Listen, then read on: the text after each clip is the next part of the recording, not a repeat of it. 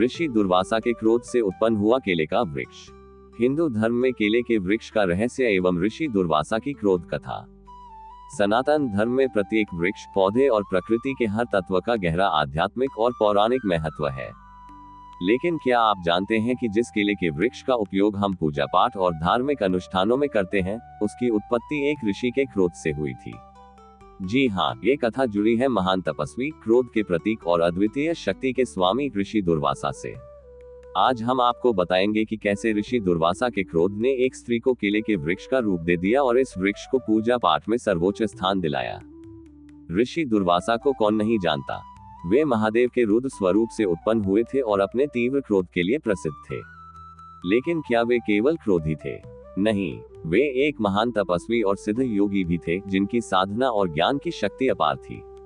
उनके क्रोध से कई महाकाव्य घटनाएं घटी, जैसे राजा अम्बरीश को श्राप देना, भगवान श्री कृष्ण को परीक्षा में डालना और कई अन्य प्रसंग। लेकिन इनमें से एक घटना ऐसी थी जिसने पूरे सनातन धर्म को प्रभावित किया, केले के वृक्ष की उत्पत्ति। ऋषि दुर्वासा अपने तपस्वी जीवन में लीन थे, लेकिन उनके माता पिता को चिंता थी कि वे संसार के व्यवहारिक पक्ष से दूर न हो जाएं। इसलिए उनका विवाह ऋषि अम्बरीश की पुत्री कंदली से हुआ। कंदली एक आदर्श गृहिणी थी, कर्तव्यपरायण, संस्कारी और पतिव्रता। ऋषि अम्बरीश ने अपनी पुत्री को विदा करते समय ऋषि दुर्वासा से प्रार्थना की, हे मुनिव, मेरी पुत्री अगर कोई भूल कर बैठे तो कृपया उसे क्षमा कर देना। इस पर ऋषि दुर्वासा ने वचन दिया कि वे अपनी पत्नी के 100 अपराध क्षमा करेंगे। कंदली बहुत ही समझदार और सावधान थी, लेकिन गृहस्थ जीवन में छोटी छोटी गलतियां हो ही जाती हैं। कई बार भूलें हुई, लेकिन ऋषि ने उन्हें क्षमा किया। धीरे धीरे कंदली को यह विश्वास हो गया कि ऋषि उन्हें कभी क्रोध नहीं करेंगे। एक दिन ऋषि दुर्वासा किसी गहन तपस्या से लौटे और उन्होंने अपनी पत्नी से कहा, कल ब्रह्म मुहूर्त में मुझे उठाना, मुझे एक विशेष अनुष्ठान करना है। उन्होंने ये भी कहा, मैं खुद भी जागने की कोशिश करूंगा, लेकिन थकान के कारण शायद मेरी नींद न खुले। कंदली ने वचन दिया कि वे उन्हें समय पर उठा देंगी। लेकिन अगले दिन जैसे ही ब्रह्म मुहूर्त आया, कंदली की आंख तो खुली, लेकिन आलस्य के कारण वे न खुद उठी और न ही ऋषि को जगाया। जब ऋषि दुर्वासा की आंख खुली तो सूरज चढ़ आया था। उनका अनुष्ठान छूट चुका था। बस यही वह क्षण था जिसने इतिहास रच दिया। अपने अनुष्ठान में विलंब होने से ऋषि दुर्वासा अत्यंत क्रोधित हो गए।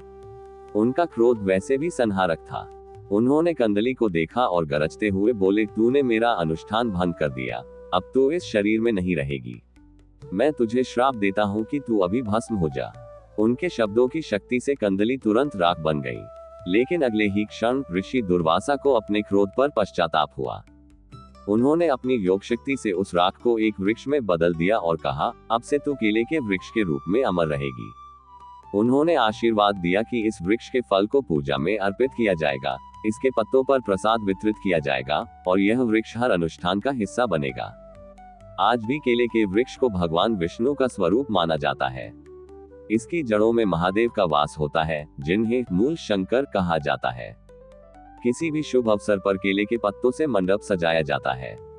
दक्षिण भारत में आज भी केले के पत्तों पर भोजन करने की परंपरा है, क्योंकि इसे अत्यंत पवित्र माना जाता है।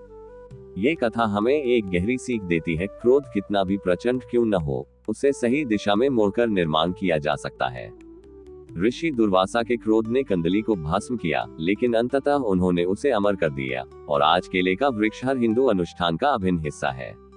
सनातन संस्कृति की यह महान परंपरा हमें बताती है कि हर चीज का एक गूढ़ अर्थ होता है और हमें अपनी परंपराओं का सम्मान करना चाहिए।